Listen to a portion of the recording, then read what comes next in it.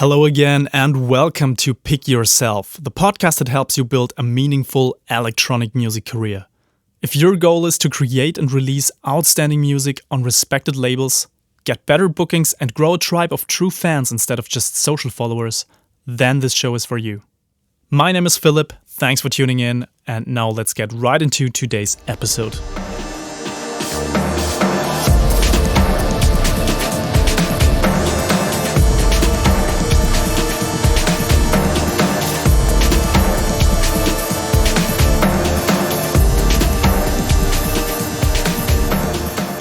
Welcome to episode 35 of Pick Yourself. As always, I'm super happy to have you here with me again. It's a wonderful sunny day here in Berlin. I just had a walk with my dog and I'm now back in the studio and excited to share some new stuff with you here on the podcast. And in today's episode, we're going to talk about writer's block and how to overcome it as a music producer, because we all face writer's block at some point. It's not something special. You're not a failure because only you suffer from writer's block.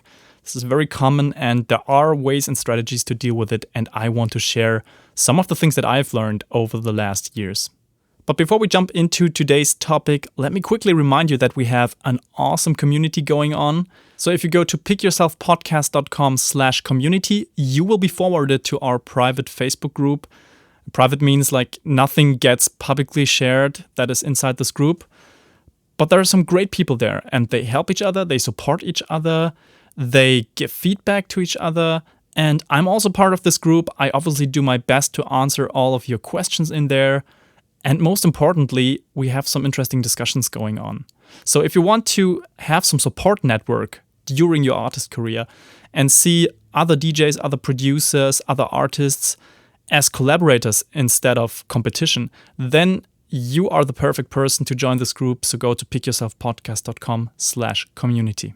Now, in the next weeks, I'm going to start interviewing some new podcast guests because I think this is the perfect time right now during the corona crisis in 2020 to get some insights by other people and bring them on the show because they are not on tour. They probably have a little bit more time to talk right now. And if you have suggestions and you want to hear someone on the show, you want me to interview a special guest here, then please let me know. Post it in the group or send me an email directly at philip@kopilko-productions.com and I'm happy to try to get these guests on the show. So just let me know and I'm super excited to do these interviews for you. Last but not least, if you need some material to work on your artist career, I have a free guide for you. It's called The 7 Strategies of Highly Successful Electronic Music Artists. And you can get that by going to pickyourselfpodcast.com/free. And what I've done here is I basically condensed the strategies that have worked for my most successful studio clients. And I've put them into a very easy to consume PDF format. It takes you like 5 minutes to read, but it's gonna change dramatically the outcome of your artist career if you take that seriously. So check it out at pickyourselfpodcast.com/free. And now we jump right into today's episode. So the topic of today's show is how to overcome writer's block as a music producer. So first of all, artists in general, not only musicians, have been struggling with writer's block for decades, for centuries. Since the dawn of time, writer's block has been around. And this thing of like staring at a blank piece of paper or your empty DAW session, trying to force yourself to produce something meaningful and worthwhile can be super frustrating. So the goal of this episode is to take a little bit of that pressure away. And I'm going to show you 5 tricks that you can use to overcome writer's block and get creative again. And these tricks, they are things that have helped me in the past, that have helped a lot of my artist friends and producer friends. So this is real world stuff that is hopefully easy to implement for you as well. So the first big message that I want to get across here on this show to you in regards to writer's block is stop fighting it and start channeling it in the right direction. So I believe that the first important step of dealing with writer's block is acceptance. You have to stop feeling guilty. You have to stop feeling like a fraud simply because you're suffering from writer's block in that moment, because it's not your fault.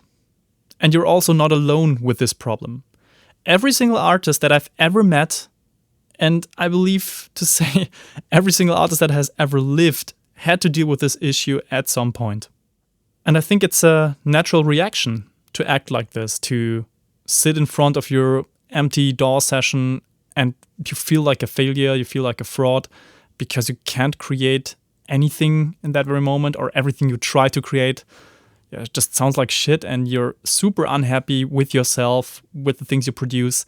And then you start to ask these super dangerous questions like, am I really good enough? Do I really deserve this? Do I deserve to be a music producer? Do I deserve to have a meaningful music career if I cannot even write a simple tune today? And so the problematic aspect of this reaction is that it kicks off this downward spiral. It gets worse and worse and worse. You start to tell yourself these negative things, which then on the other hand puts even more pressure on you. Then you try to fight that feeling and try to overcome it. But the more you fight it, the harder it gets, and the more you then feel like a piece of shit, basically. Yeah. Sorry to say it in that bold language, but I think it's important because this is essentially how we feel in that moment. And so I believe it's important to get out of this downward spiral as soon as possible. And therefore, you have to prepare yourself. You have to have some strategies in place to pull yourself out of this as fast as possible. So one thing that I've observed over the years is that the more you try to aggressively fight it, the more depressing it gets.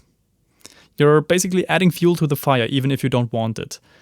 And the trick of overcoming writer's block is to stay relaxed instead of putting even more pressure on yourself. Now, I know this is easier said than done, but the strategies that I'm giving you, they will help you feel more relaxed, basically. And your goal here is to trick your mind a bit and open it up again to new possibilities. So you first of all stop blaming yourself for this, and then you quickly move into trying out some of the strategies that have helped you in the past or that you would like to try out. The important thing is to just have them in the back of your head so you can easily pull them out when writer's block hits you. Okay, so let's go into my 5 tricks that help you deal with writer's block as a music producer. So the reason why I'm giving you these 5 easy to implement tricks and strategies is you can add them to your own secret playbook of dealing with writer's block. So this little playbook, imagine it like something that you can just pull out in that very moment where you need it. Every time the issue comes up, you simply pull out your list of tricks and strategies and you try out what feels right at that moment. And the benefit of having these prepared beforehand is that your mind automatically starts to relax, thanks to the fact that you have an emergency plan in place. So writer's block shows up and you're like, oh, okay, no problem. Let's try out strategy number 4. And this alone can ease the stress quite a lot and ease the pressure. So my go-to strategy number 1 is change your environment. Because nothing's worse than being stuck in your studio or your apartment, staring at your screen and banging your head against the table or wall, trying to squeeze out something good. It just doesn't work. You cannot force yourself. And one of the easiest methods to overcome writer's block is to simply change your environment. And I've already talked about going into nature and capturing field recordings in my episode on generating song ideas. This is just one of the ways you can change your creative environment to overcome writer's block and get new inspiration. And sometimes it's enough to do a short walk, A short walk to put your mind into a more relaxed state, spark new creative ideas. Because remember, it's all about reducing pressure. Now, when you do this short walk, I personally don't think that it's a good idea to have your phone with you.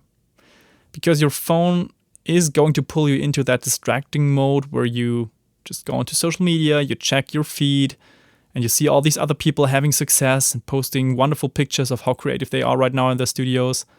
I think that is poisonous. I think you should really protect yourself in that moment of having writer's block. So just pull out pen and paper and do a little bit of creative writing, for example, when you do your walk. Just sit down on the bench and just pull out your little physical notebook and write some things down. Even if you just write down how you feel, that already can ease the pain a little bit. In case you have a field recorder, just take that with you and try to collect a couple of samples just during your normal casual walk. So you don't have to go deep into nature to do that. But then try to take this whole concept one step further. You could also take your laptop or even just your phone or tablet with some music creation tools to a co-working space or a cafe. So this doesn't work right now during the Corona crisis, of course, but this will be over at some point. Maybe even one of your music buddies or producer buddies wants to do a studio session at his or her place. So you do something together, something collaborative. This is also something that helps you change your environment. And if you don't have the possibility to bring some basic equipment to a different environment, you can try to bring memories of another place back to your studio. So for example, going to an art exhibition is one of the best ways to get inspired. So just make sure your visit isn't too long, because you might end up feeling very exhausted, too exhausted to work on music. But consuming other works of art and taking these memories back into the studio, that helps you feel inspired again, and that helps you overcome writer's block pretty effectively. And I always recommend taking notes during such visits, so you can capture your emotions and memories for the studio later and pull them out very effectively. My trick number 2, try out a new instrument and get as many cool samples out of it as possible. So if you're dealing with writer's block as a music producer, you often aim too high. So maybe you just weren't meant that day to write a full song. But that doesn't mean you cannot work on music, yeah? You can still collect great sounds, for example, as a starting point for the next session. And there's a specific method that I want to recommend here, and that is demoing something, playing around with it, and trying to get great sounding, interesting, weird sound design samples. So you simply download the demo version of a virtual instrument, or even rent an analog piece from one of your friends, and you try to get as many interesting samples from it as possible. And remember, this is not about finishing a song, it's just about sound design and experimentation. And if that ends up turning into a full song, then that's even better. But even if it doesn't, you still end up with a collection of very cool samples that you can use in your next session. So just make sure that you export these sounds in high quality and save them in a specific folder, some kind of inspiration folder. And this is going to be your future inspiration treasure box, and it might make it way easier to get started with new songs in the next session. All right, trick number 3, reintroduce playfulness and mistakes in your composition style. So often when we're facing writer's block, we start to overanalyze our way of working, and that is really problematic. In other words, we're trying to outsmart ourselves, and that never works. Instead of focusing harder, you should do the exact opposite. You let go and you start to be playful again. So be audacious, be bold, dare to make mistakes. That is absolutely okay. So for example, instead of trying to draw in every MIDI note perfectly by hand, try to just play things on your keyboard, even if it's not perfect. Another example would be, instead of writing in a specific key, you could use wrong notes and see if you end up with something interesting. And with wrong notes, I mean like something that is not perfectly harmonized, something that has an interesting edge to it, that still works in a different harmonic context maybe with the original key. Another thing you could do is put a delay with extreme feedback settings on your track and start automating these parameters throughout the song. And you overdo these things intentionally. Yeah.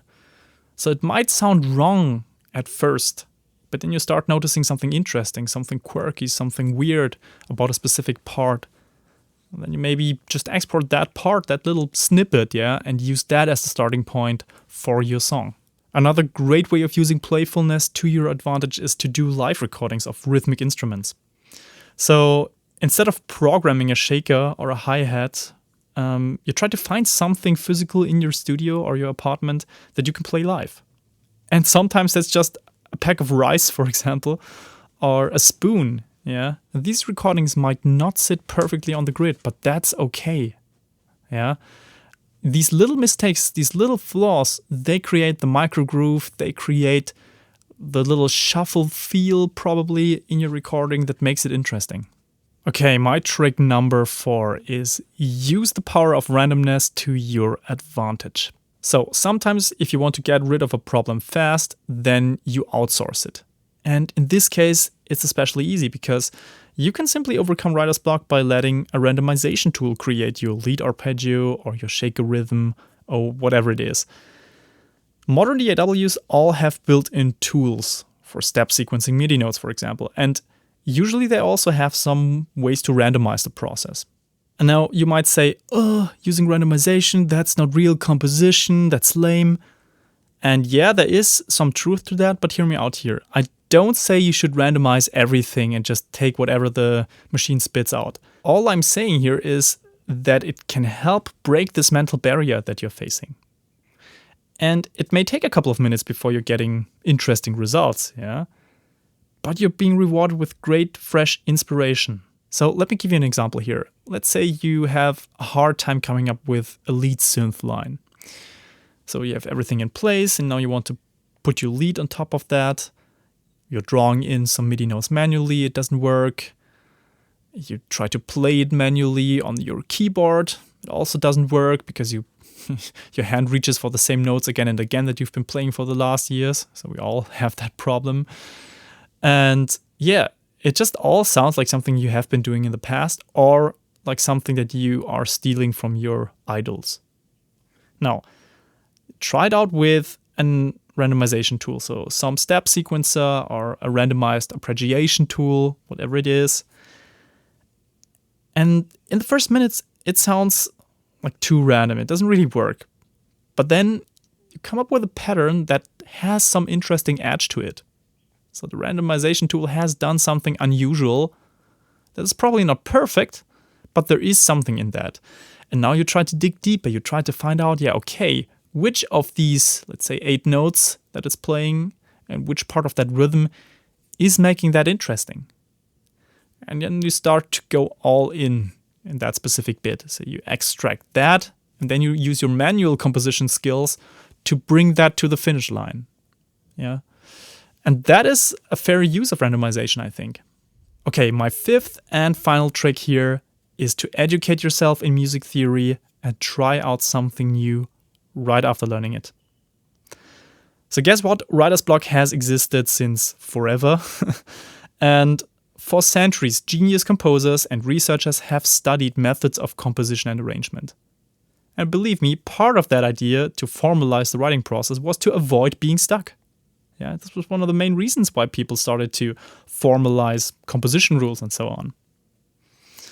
Now, music theory, in my opinion, is just a way to help you understand all the different options that you have and then figure out what to do next. If you're now thinking something like, I don't want to learn this, I don't want to learn any music theory because it will force me in a certain direction and it will limit my natural talent or my natural creativity and it will pull me into these directions that I don't want to be in. I have to call you out on this because this is a classic limiting belief that will prevent you from true growth, that will prevent you from pushing your own boundaries. It's a little bit snobby to say that you don't need any formal education in music theory. It's already very elitist to think that you're so special and so talented that music theory will destroy that natural talent within you. Don't underestimate the power of this theory in composition and arrangement. And I'm not a pro at this, so I have learned some music theory, some jazz theory, but I'm not a pro in that. But it has still helped me tremendously over the course of my career, and I don't feel that it has had any limiting effect. And you also don't have to be a pro at this. Just be open enough to get started with educating yourself a bit, at least in this area. So a good place to gain very foundational knowledge is to go to Ableton's free learning music platform. And this is so basic that some of you might even laugh about that. But I think they've done a great job. And by the way, I'm linking to all of these tools and so on the blog post for this episode. So go to pickyourselfpodcast.com and look for this episode because there you will find all the detailed links and so on. And then beyond this very foundational knowledge, you can go to free YouTube tutorials and, for example, look for harmonization tutorials. Talk about that.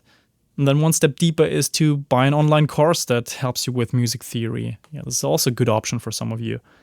If you want to go really, really deep and understand a lot of the basics of music theory and also some experimental options, then you can get great books on that. For example, Jazz Harmony by Frank Sikora. This is an amazing book that has helped me tremendously.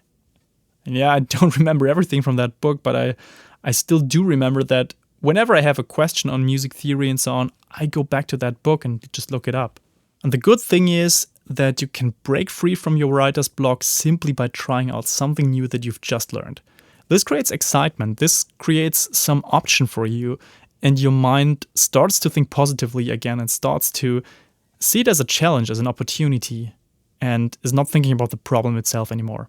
All right, so these were my 5 strategies to overcome writer's block. But beyond that, I want to recommend some other tools as well. This is just a very small collection, but I think it's going to be super helpful for you. So my first recommendation is a book by Dennis DeSantis, and it's called Making Music: Creative Strategies for Electronic Music Producers. This book, it's currently free, available on the Ableton website, by the way. This book is a collection of 74 strategies that help spark creative ideas. And these tricks are very short, but super effective. And I think this can be a great emergency companion if you're stuck. You just pull out that book, open some random chapter and see if that helps you. Then the next thing is Oblique Strategies by Brian Eno and Peter Schmidt. So this is a set of cards, like physical cards, that Brian Eno, the famous composer, and Peter Schmidt have collected. And this is extremely powerful, to say the least, because every card contains one very specific advice.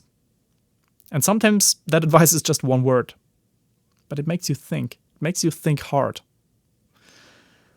And while it's nice to have these physical cards on your desk, they come at a premium price tag, of course.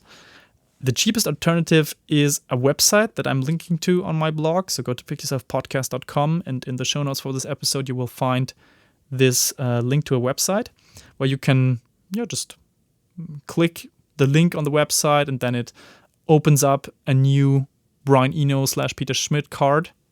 Yeah. I don't really like the design of that, but it's the cheapest option. I personally prefer an app that does this. It's a little bit more affordable, just like $2 or $3, I don't know. And it's way nicer than a website, and you can just install it on your phone or your iPad or whatever you use. And yeah, let me just pull that up quickly for you. I have my iPad right in front of me. So I just tap there. Then it opens up a new card, a new suggestion, and then this one says, towards the insignificant. This is all it says, towards the insignificant. Now that makes you think hard, like, what is the insignificant? What have I overlooked? What should I look closer at? Let me tap again. Children's voices speaking. Now that is weird. So does that mean like I should put myself into the perspective of a child again? What would a child say in that moment? What would it do? I don't know. It makes you think harder. Let me tap again. Burn bridges. Right, what does that mean in my current situation? What bridges can I burn in my situation right now, facing writer's block? Is there maybe a track I can delete in my project? Maybe I should limit myself. Yeah, so you get the idea here. These powerful cards open up a huge spectrum of options. And it automatically forces you to think harder. It forces you to open up your mind to new perspectives again. So I think that's a really, really good way to push your creativity again.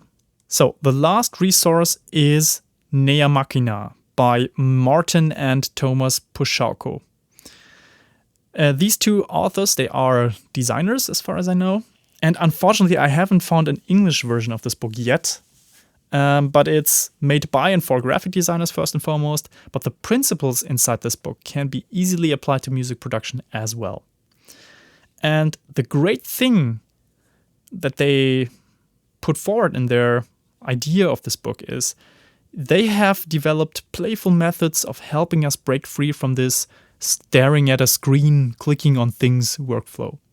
And they help spice it up with hands-on experimentation. I think that's awesome. So just to give you an example, they design something on the screen, then they print it out, then they do another type of colorization just with their hands, then they scan this again, mesh it up in another digital program, then rip it apart in a way, print it out again, And through this idea of digitizing the process and taking it into the analog world again, and just playing with all the things that are available and not just what your Photoshop or whatever offers you on the screen, that helps a lot with opening up your mind again for new possibilities and connecting emotionally with your work again. And I think we can learn a lot as music producers from these graphic design ideas. So how can we turn something that we've created in the DAW, how can we take that out? How can we work with that in the analog world again and then digitize that back into the program? How can we mesh it up in interesting ways?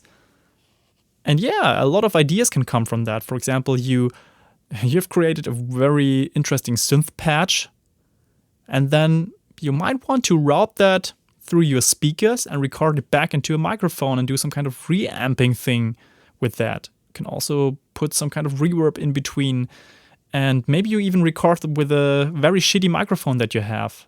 You record that with that crappy microphone, but that gives it that special character that it didn't have before when it was still too perfect inside your computer. So there are endless possibilities, but the bottom line of this is it helps you get playful again. And by the way, if you have additional resources that you want to share with the community and with me, I would be so thankful if you could just go to pickyourselfpodcast.com/community and then post them in our private Facebook community. Or you just go to the blog post of this episode and you leave a comment below, because I'm really interested to hear what you have come up with, what strategies have worked for you, and also what tools are you using to overcome writer's block. And maybe I can then add them to the list here. It would be awesome to have an ongoing collection that grows and grows and grows, and so we all benefit from that basically. So with that, I think it's time to move on to our action steps.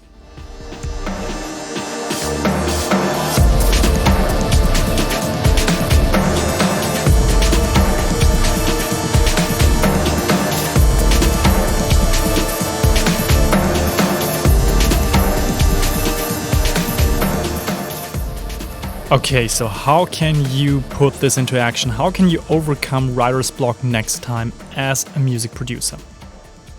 So, I've shared with you my 5 favorite tricks and strategies. I've also shared some tools with you. How can you take this now and implement it for your own artist career? My first action step recommendation is analyze how you've dealt with writer's block in the past. So, write down what has and hasn't worked so far, because sometimes you already overcame it successfully simply because you did a certain thing. Or you found yourself trapped because of XYZ and you didn't break out of that vicious circle. So write that down, because some of these answers for you might already be immediately available in your own experiences. So, for example, have you been too strict with yourself? Have you started that negative self-talk? Or maybe you've made great experiences with doing a bit of exercise, for example, and then going back into the studio. So it's important to have clarity for yourself of what has worked in the past and what hasn't. Now, action step number 2, start your secret playbook. So just remember your secret playbook. That's simply a list of things that either have worked for you in the past or might work next time you're facing writer's block. So use your analysis from the action step before. Use that as a starting point and add the things that have worked for you in the past to this playbook. And then also enter my 5 strategies that I have laid out here in this episode. And it's really important to keep this emergency file close to you, because next time you need it, it must be easily and immediately accessible to you. All right, final action step number 3.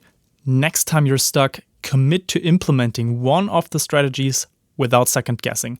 And this is really important. Don't even think about it. Just try it out and enjoy letting go of all the pressure, because the idea of this playbook is to work as a go-to solution. Just pull it out and you implement it. The idea of this is to help you ease the pressure and to reactivate your playfulness and creativity. And the more you think about it and second guess it and analyze it, does this really work? I don't believe in it. I don't know. Well, then you're already inside that vicious circle. So just pull that trick out and start doing it. Okay, that's it for this episode. I would love to hear from you. What strategies have worked for you? What have you tried out? What helps you to overcome writer's block? What tools are you using to do so? Leave a comment at the blog pickyourselfpodcast.com or join our Facebook community and leave a comment there. We have a dedicated discussion thread for every episode, pickyourselfpodcast.com/community. And last but not least, don't forget to grab a copy of The 7 Strategies of Highly Successful Electronic Music Artists. It's a free guide. It will help you tremendously. Go to pickyourselfpodcast.com/free and see you next week again.